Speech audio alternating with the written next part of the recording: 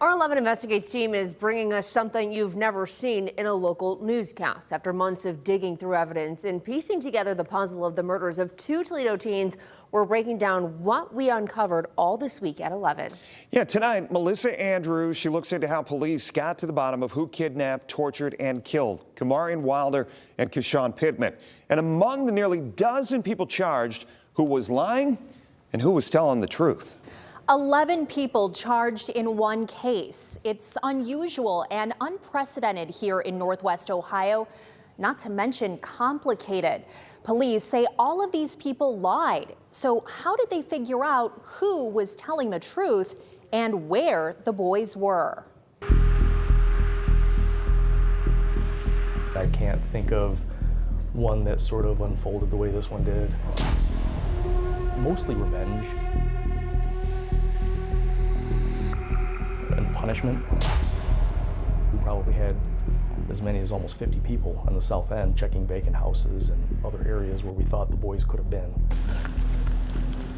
At first, the search for Kamarian Wilder and KyShawn Pittman was one to find the boys. Their families last heard from them December 3rd and reported them missing on the 5th. We've been in alleys, abandoned houses, we've been neighborhoods, knocking on doors. Everyone was looking for the boys. Just gonna try to cover as much land while it's daylight. The case made its way to Sergeant Roy Kennedy on December 9th, who said suspicion was growing they were kidnapped. At that point, we'd received information, it wasn't verified by any means, that the boys were being held somewhere. The boys were kicked out of a party at Maumee Bay State Park on the 3rd because they had a gun. You can see them at the front desk in this surveillance video at 8:13 p.m. They leave in this Uber at 8:14, arranged by Kamarian's acquaintance, Nino. Police say these messages on Nino's phone between him and Kamarian show Nino set up the Uber ride, luring Kamarian and KyShawn to his uncle, Corbin Gingrich's house on Maumee Avenue, where Kamarian was about to be confronted for stealing a gun. Here's a police interview with Don Eames, one of the people at that house. Like even KP's girlfriend, Angelina, all of them knew that KP took the gun. And the Uber driver confirming she picked the boys up from Maumee Bay and took them to a house in South Toledo. So you picked them up, it looks like right at 8:14, 8:15. Yep, that sounds about right. But Sergeant Kennedy says all the people who were at that house that night were lying, furthering suspicion the boys were in danger and that they were covering it up. But when family went there to kind of talk to them about it, they pretended they hadn't seen them, even though we had posts confirming from that address, confirming that they were in fact there.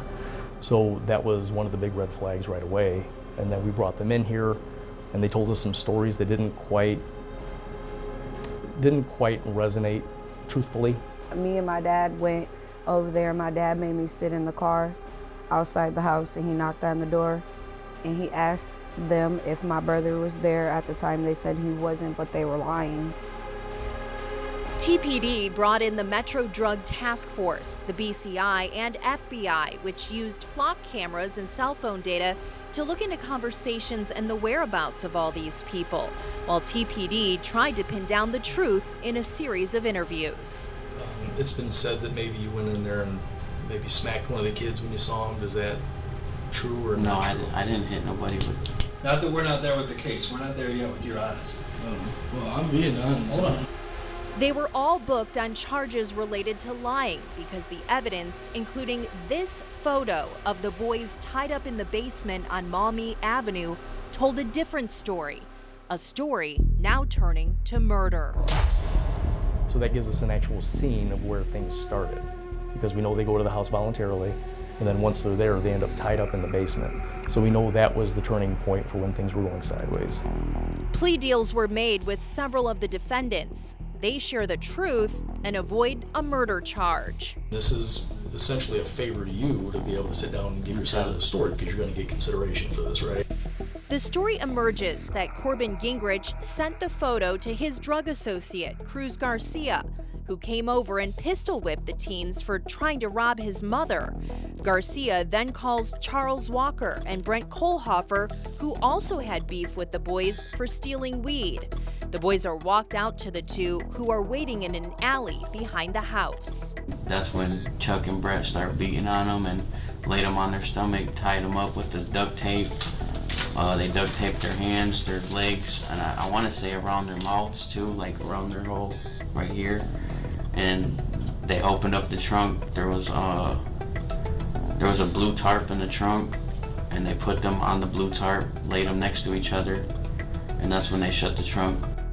The others claim their involvement stops there, and Gingrich tells Garcia he's worried the boys are going to come back and shoot up his house. I had called Cruz and asked him, like, hey, what's going on, what happened? I don't want these kids coming and shooting my house up because you guys did some bullshit, you know what I'm saying? Like, they just tied up in my basement. I don't want them to feel some type of way towards me. He's like, bro, don't worry about it. Just, it's fine, bro. They're not gonna do anything to you, bro. Everything's situated. I said, all right. 20 minutes later, he called me back again. And he told me, he said, hey, look, bro, I ain't gonna lie, bro. They ain't real cool.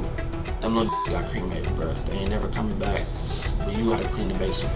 Garcia also posts this on social media. We don't with lames or thieves. You finished. Now, there was a Mayday. We had a firefighter who fell. The boys were burned in a vacant house that night on Chase Street, but no one, including firefighters, knew that. Here's video from a neighbor's camera. Police say Walker and Kohlhofer also burned the tarp and the boys' clothes in a bonfire at the same time. But police didn't know that until 10 days later, when Pittman's mother said they needed to look for the boys in the fire's remains.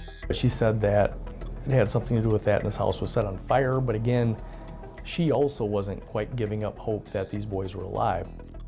But those hopes vanished on December 15th when Springfield Township firefighter Shelby Flagel and her cadaver dog Darwin found the boys' remains. I remember he cleared the front of the house and there was just no indication of anything, and he wasn't interested at all. And then he made his way to the back. He stuck his head down in a hole and just immediately popped up and sat. Like, there was no second guessing. I mean, it was just, he went down, got up and sat. The boys' autopsies revealed Kamarian died of strangulation. KyShawn's cause of death was unknown, and the boys were killed before the fire. Police didn't have DNA from the house on Maumee or in Walker's black Chevy Impala the others said Charles Walker and Brent Kohlhofer put them in. And they're not exactly sure how the boys were killed, but they did have enough evidence, with witness statements and cell phone data, to get convictions of both Walker and Kohlhofer for kidnapping and murder.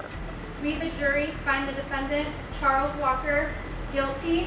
Brett and Charles went over there and then abducted the boys from the house and then took them to, obviously, where they ended up being found. And they're all saying that the boys were walked out to Charles Walker's Impala, and that's where they were ultimately taped and bound and placed in the trunk. It rings true. The average murder that we investigate, we get a very little cooperation from most people. This one we got a lot, and I think it has to do with the fact that they were boys. So every case is a snowflake. No two are alike. For 11 Investigates, I'm Melissa Andrews.